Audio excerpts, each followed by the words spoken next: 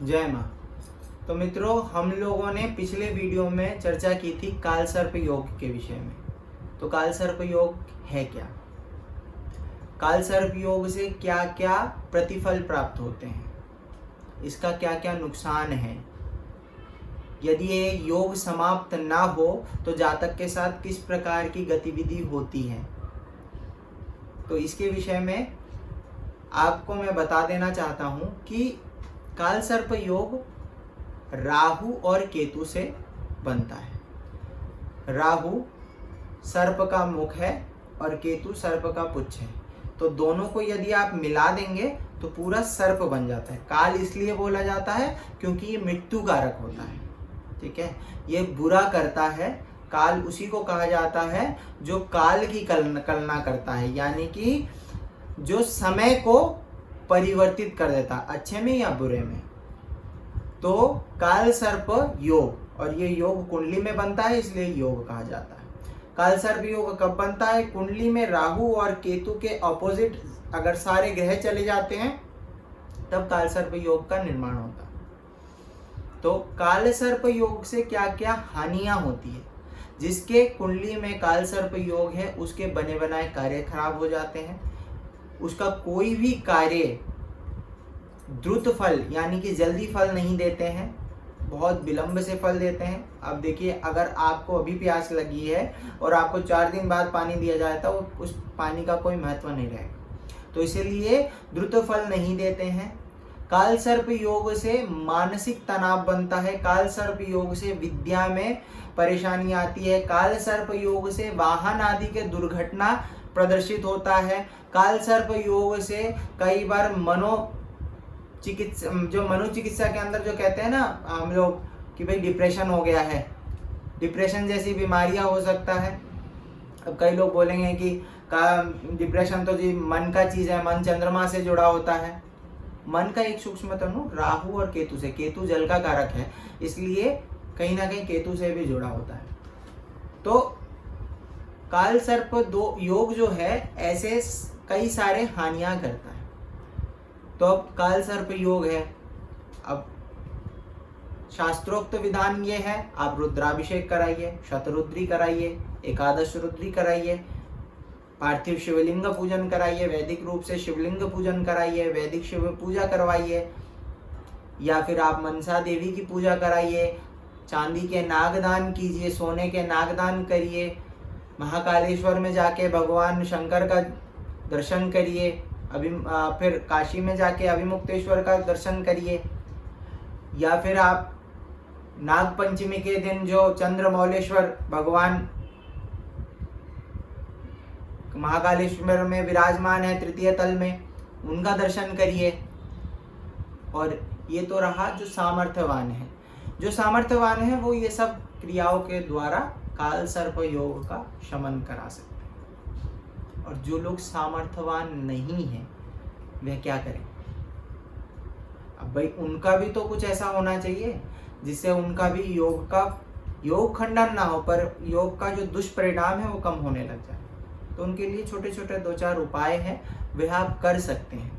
दोष समाप्त नहीं होंगे पर दोष का फल न्यून हो जाएगा, कम हो जाएगा। तो पहला उपाय है, आप गंगा की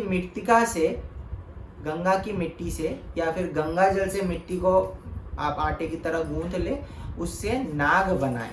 कितना नाग बनाएं? 5 नाग बनाएं, छोटे छोटे। और उन नाग को आप कहीं नदी के किनारे जाके नागों को नीचे रखें और उस नदी के से जल कुंभ में करके यानी कि कलश में करके अपने सर से स्नान करिए। और आपके स्नान का जो जल है शरीर का, वो उससे नाग धुल जाने चाहिए, नाग पिघल के नदी में चले जाए, ऐसा आपको स्नान करना है। तो पहला उपाय ये है। दूसरा, इसी प्रकार के 9 नाग बनाकर मस्तक पे रखते हुए यदि आप किसी नदी में जाके डुबकी लगाते हैं और उस नाग को बहा देते हैं तो भी काल सर्प योग का जो प्रभाव है कम हो जाए। ऐसे में यदि आप प्रत्येक बृहस्पतिवार या फिर चतुर्दशी के दिन मिट्टी के सकोड़े में दूध और केला और शहद डाल के आप पीपल के नीचे रख देते हैं नाग के नाम से, तो भी इस योग में न्यूनता आ जाती है। और कोई व्यक्ति यदि मांसाहार करता है, या जो बंगाल या फिर ट्राइबल एरिया में रहते हैं, उन लोगों के लिए एक उपाय है, जो आप बत्तख के अंडे होते हैं, 8 अंडे बहते हुए पानी में प्रवाह कर दीजिए। इससे भी इस योग में फल आ जाएगा, न्यूनता आ जाती है।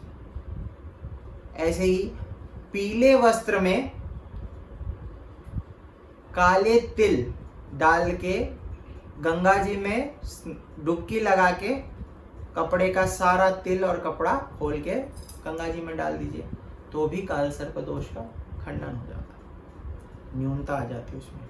काल सर्प दोष पितृ दोष से कहीं ना कहीं जुड़ा होता है। कहीं हमारे जो पितृ देव है वो अगर रुष्ट हो तो काल सर्प दोष ऐसे लोगों की कुंडली में अवश्य होता है। तो पितृ से संबंधित तर्पण इत्यादि कर दीजिए, जल तर्पण कर दीजिए। तिल और जल, तिल बहुत आसानी से मिल जाता है, जल आसानी से मिल जाता है। कुशा फसाइए, अपने पितरों के नाम से तर्पयामी करके तर्पण कर दीजिए। या प्रत्येक सावन मास के सोमवार और सावन मास में पड़ने वाली शुक्ल पक्ष और कृष्ण पक्ष की पंचमी तिथि को आप शिव के मंदिर में दूध शिवलिंग पे चढ़ाए और बेल पत्ता जरूर चढ़ाए। इससे भी काल सर्प योग के में न्यूनता आ जाती है।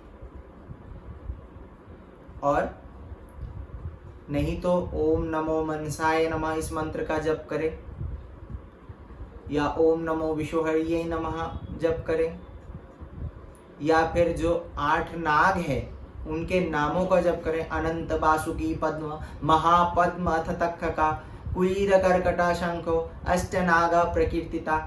इन 8 नागों का नाम जप करने से भी काल सर्प योग में फल प्राप्त होता है। तो इन सभी उपायों को, छोटे छोटे उपाय हैं, यदि आप करके देखें तो आपको बहुत फल मिलेगा। आने वाले 17 अगस्त को मेरे यहाँ पर मनसा देवी का मंदिर है, वहाँ पर भगवती का पूजा अनुष्ठान रहेगा। आप सभी लोग उस अनुष्ठान में आमंत्रित हैं। आज के लिए इतना ही, धन्यवाद। जय मां।